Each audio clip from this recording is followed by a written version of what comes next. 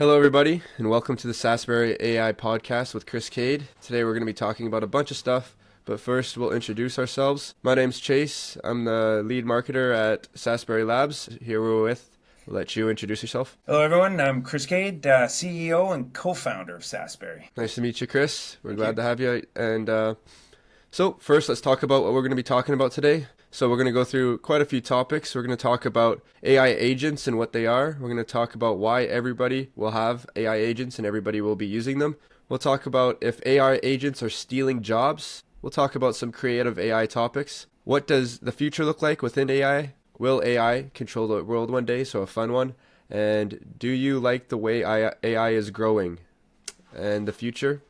Sure. And guests. So first, we'll just talk about the future of this podcast and what kind of guests we'll try to get on, so you can take that. Yeah, sounds great. You want me to start going now, or? Yeah, talk about the future and what guests we'll have on, or like what type. Sure.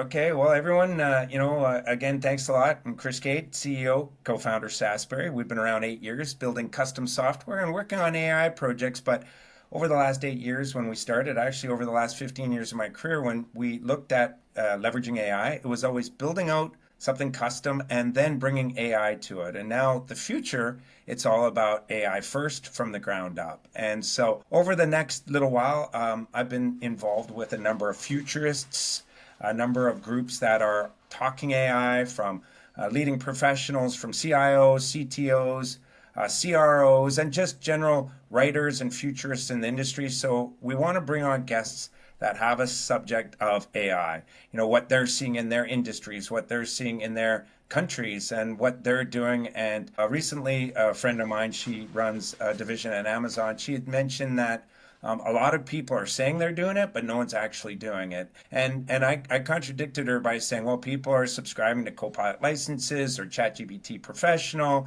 So they are doing some things, but making a direct business challenge be resolved from it, that's where we're seeing some limitations of success in the marketplace. Last year, KPMG did a survey, and they said 85% of CEOs saying their investment in AI were failures, and this year you're starting to see that to change. The way that they're seeing that to change, instead of going wide, like I always say, they're going narrow, and they're doing a number of pilots, very quick, easy pilots to achieve some results. And when they're seeing those results, then they continue to invest more into it. And that's where I think the future should go. I'll now, since that relates, we'll jump right into part one and talk about AI agents. So first, let's talk about what AI agents are then. Sure, yeah. So in simple terms, an AI agent is a computer program that can perform tasks on its own. That's the key part, on its own. Think of it like a virtual assistant that can understand what I want to do, what you want to do. It will make its own decisions and take their own actions to help myself, or yourself in this case, achieve your goals. And some key points: autonomous. Autonomous, it works independently without needing consistent human guidance. The old chatbots, machine learning, it still needed human guidance. Agents now take that on independently. They know what the end goal is, and they can make the decisions to get to that goal without coming back to myself or yourself. Other ones are task-oriented. Well, a task-oriented agent, it can handle specific tasks like answering questions, recommending products, or controlling smart devices. And then there's another one, learning. It can improve its performance over time by learning from its experience. So agents, they're autonomous, they're task-oriented, and they're learning, and they're getting better. Now, the core role of the human is to tune this and to help it, because right now AI does hallucinate. And so the more tuning and the more maintenance that you put in, or the reiteration of the agent itself, the more powerful it will become for your organization. For example, a chatbot that helps you book flights or recommends or a recommendation system that suggests movies based on your preference are both AI agents. And so hopefully that helps clarify things a little bit. Nice. Yeah, it does a lot. It definitely clarifies and gives us a little brief on what AI agents are. So now a lot of people like to talk about this topic, but is AI agents going to steal jobs from people? So I can't Right now, knowledge is increasing faster than it ever has in humankind, right? Like, I believe I thought I saw a stat that in the year 1900, it was taking 100 years for knowledge to double. And now we're at the level of knowledge doubling every 12 hours. It's unbelievable. So will AI take jobs? It will absolutely take some jobs. It's going to create millions and millions of new opportunities, new jobs. I remember in the 90s, I was working for an IBM partner, and we would sell tape libraries for backup devices, and I would actually sell a person to sit there to exchange the tapes and then put the final tape into a suitcase that they took to Iron Mountain on a daily basis. In today's world, you wouldn't think of anything like that. So that job is gone because of technology. So will AI take jobs? Yes, but it's creating new jobs. And so people need to retrain themselves and embrace the new ways that these new tools have been offered us to accomplish goals. So I'm not saying it's reducing jobs, it's just taking away and shifting to new jobs within an enterprise. And it brings with it jobs that people would probably prefer to do rather than the more boring jobs. I feel like most of the jobs that would eliminate are jobs that are more less creative, less hands-on, and more boring in some sense. So the jobs that it creates, it takes away. It would almost maybe be a benefit, do you think? Yeah, I would absolutely like the mundane jobs. Don't get me wrong. There's people that are licking envelopes for the last 20 years and they'd be happy to punch the clock until retirement. Majority of humans, especially the younger generation, have been brought up with digital devices. So their interests could grow, could sway a lot quicker than maybe someone that was born in the 50s. And Mm-hmm. so the jobs that are going to be replaced, the younger generation of humans don't really want to do that type of punching the clock, the same mundane tasks, 40 hours a week over 30, 40 years anyways. Mm-hmm. But we're also seeing involvement from HR now in the AI space on how to retrain their older generation of employees on the new tool sets that come out. So yeah. Yeah. So that leaves us with, so why are AI agents important to learn? So first of all, I mean, agents AI is important to learn. Stressing to people to embrace and to entrench themselves with AI. Start using it every day. I started using it probably 24% of the time, 6, 8, 12 months ago. I'm now using AI. So I'm encouraging people, whether you're 60 or 20, entrench yourself, use AI tools, use them for your personal life, use them in your professional life. If your organization hasn't put policies out yet, they will on what tools you can use. But really try to learn everything there is.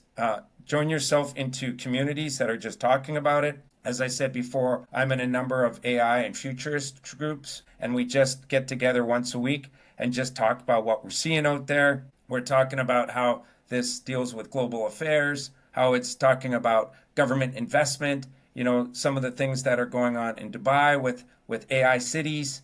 There's no doubt about that this isn't going to stop and it's going to just continue to go faster and faster. And also, if you did look at certain AI tools, say 6, 12 months ago that you were dissatisfied about, reconsider looking at it again because chances are those tools have advanced dramatically since you looked at them last. And then also maybe evaluate yourself. Like, what do I do on a daily basis that maybe I do over 3 times that are repetitive, mundane things? And then consider how AI can do that. With AI, specifically AI agents, we are replacing the mundane tasks of an employee so that they can just do the more strategic work.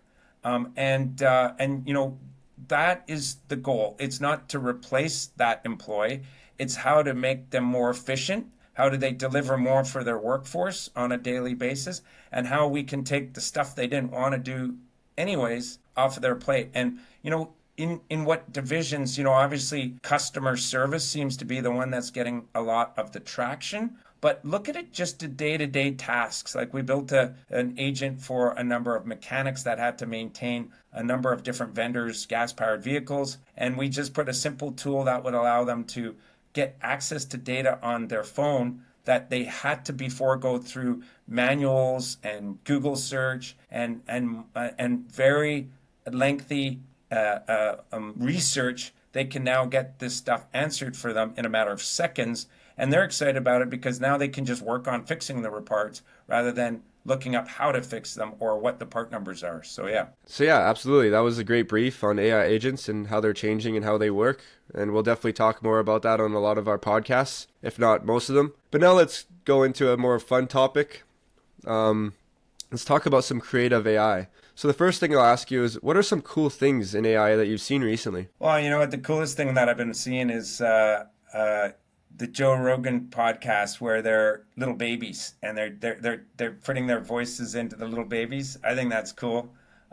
Who's that comedian? The guy that's been on Rogan a couple of times. Theo Yeah, Von? he's done some hilarious ones. I always thought he was funny, but seeing it come across from a little baby's perspective even makes it 10 times more funny. That's what I've seen. I think that, that we've all been doing is just the image creation, video creation, how now you can, and Chase, you could probably, with your skills, probably make our background here do all this wild stuff. So I would say it's just the creative designs, the creative videoing, the animation, all the fun stuff that you would see on Instagram is the most exciting.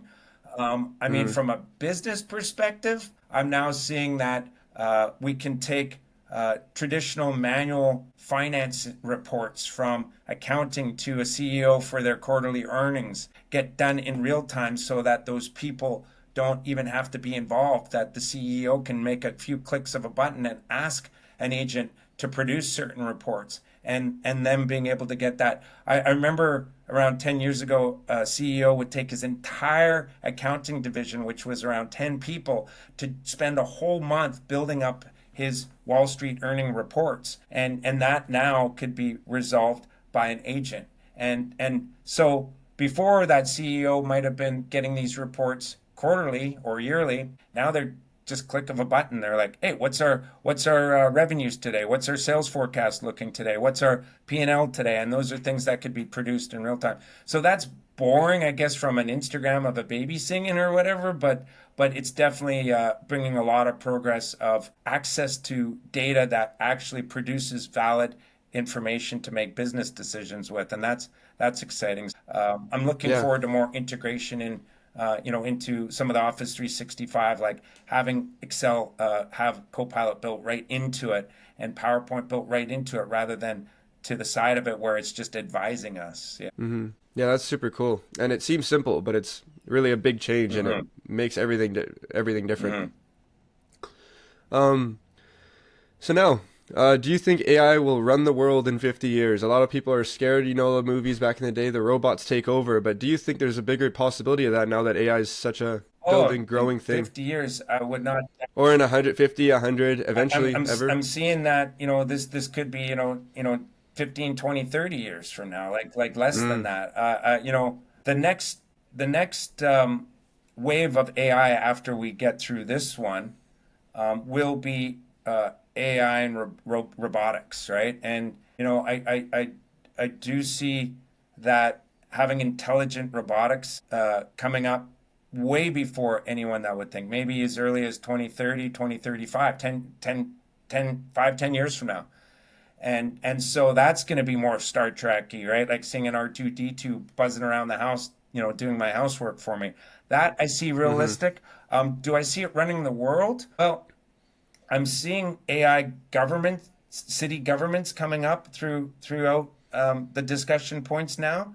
And would it make sense if there was security and safety, obviously, which is a big issue, but if it was super safe, would it be better to have AI run government with the goal of removing false promises, removing corruption, making sure that everybody's treated fair and equally?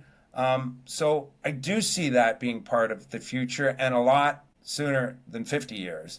Do I see it taking Mm, over the world? I've embraced the fact that humans will guide it to be safe, and that doesn't mean that's going to happen. And I can mm, only I can't think about if it does the dark stuff like you're describing take over. mm. I want to hope that everything's going to turn out good, but this is coming sooner than later for sure. Yeah, that's really cool. Really interesting as well. And I agree with you, I think. Yeah. Let's talk about this. Do you like the way that technology has been growing, or sometimes do you miss when there was no technology at all? Well, I even as a little kid, my mom had me into Vic 20 computer classes to look at things of unplugging the phone line of our house and plugging it into the side of a modem to do dial up to be able to download a little, you know, take a half an hour to download a 15 KB game, right? So that was so slow progress where it is now. Like every single day, like I said, I meet every Monday with a group called the Brain Juice, and there's maybe around 50 to 100 futurists that are in all, from Disney to Amazon, IBM, Microsoft to AR groups. We're just constantly seeing the evolution of growth go faster than everything. That every week we meet for 2 hours, and the 2 hours goes by so quick. So I do like the way technology is evolving. I think it's making my life easier. I ask it questions Hmm. all the time. I do talk in my hockey dressing room to the blue collar workers out there, saying that we are going to have an Einstein assistant on our phone, our devices, whether they're glasses, whether it's a telephone, guiding us where we will start asking it questions. Hey, before I do this, what do you think? And really bounce ideas off of it. I like that. I think I've proven that it's made me more efficient and stronger on what I'm delivering. So I do like the way AI is going. I do have some nervousness is around that, but those are out of my control. And so Hmm. I do like that we're able to put in an agent into a business for an affordable price, which would have cost millions and millions of dollars just as 5 years Hmm. ago. And so with SaaSberry, we're bringing down smaller cost initiatives to make our customers be able to leverage AI the way that we use it internally here, Chase. So I Hmm. do like the way technology is growing and AI is growing with it. And yeah, Nice. Well, that's awesome. Well, guys, here on the SaaSberry AI podcast, we'll be talking about AI and new things coming up. We'll keep you guys informed and keep you guys learning and growing alongside AI and technology with us. So please leave us a follow. And if there's anything else you'd like to mention before we go ahead. I've got a whole bunch of my friends that are what I call geeks, super nerds, and I'm excited about bringing them on. They're from companies like Microsoft and Amazon and Google, and I'm just excited to just collaborate. If there's something cool, I think what we'll want to do is maybe show some really cool videos on these podcasts to kind of get the mood going. Like I said, that the thing that I've been watching on Instagram are the babies talking where with Joe Rogan's voice. I think it's hilarious, and Mm-hmm. so we do want to make a fun factor, but I'm excited about bringing some really talented, smart people into this discussion. And remember, none of us know everything. I'm not even close to knowing everything. Either are you. And if you ever hear or feel that maybe someone comes across that way, it might be just because they're passionate and excited Mm-hmm. about tech. And it's not that they know of everything. They're just saying, did you see this new tech? Did you see what it can do? And so keep that in mind. And yeah, thanks for organizing this, Chase. Yeah, no problem. Well, we'll see you on the second episode and hope everybody has a great day and keep using some tech. Talk to you later.